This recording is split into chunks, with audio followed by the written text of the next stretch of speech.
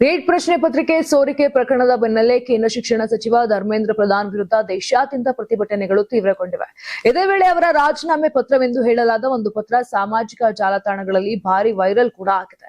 ಆದ್ರೆ ಈ ಪತ್ರ ಸಂಪೂರ್ಣ ನಕಲಿ ಅಂತ ಸ್ಪಷ್ಟ ಕೂಡ ಆಗಿದೆ.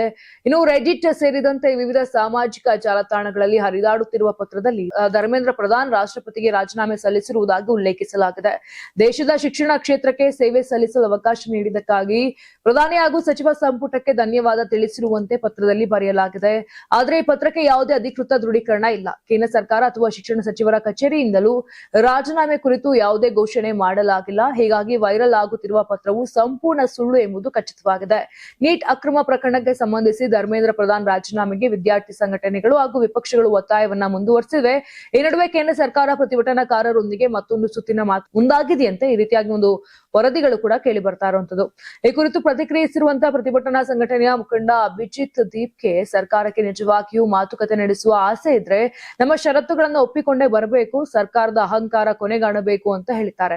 ಆದ್ರೆ ಮುಂದಿನ ಮಾತುಕತೆಯ ದಿನಾಂಕವನ್ನ ಸರ್ಕಾರ ಇನ್ನೂ ಅಧಿಕೃತವಾಗಿ ಪ್ರಕಟಣೆ ಮಾಡಿಲ್ಲ. ಇದೇ ವೇಳೆ ಪ್ರತಿಭಟನೆಯ ಪ್ರಮುಖ ಮುಖಂಡ ವಾಂಗ್ಚುಕ್ ಪ್ರತಿಭಟನೆ ಕೈಬಿಡುವಂತೆ ಹಲವು ರಾಜಕೀಯ ನಾಯಕರು ಹಾಗೂ ಕೇಂದ್ರ ಸಚಿವರು ಮನವಿ ಮಾಡಿದ್ದಾರೆ. ಆದ್ರೆ ಪ್ರತಿಭಟನಾಕಾರರ ಮೇಲಿನ ಬಲಪ್ರಯೋಗ ನಿಲ್ಲಬೇಕು, ದಾಖಲಿಸಿರುವ ಎಲ್ಲಾ ಪ್ರಕರಣಗಳನ್ನ ಹಿಂಪಡೆಯಬೇಕು.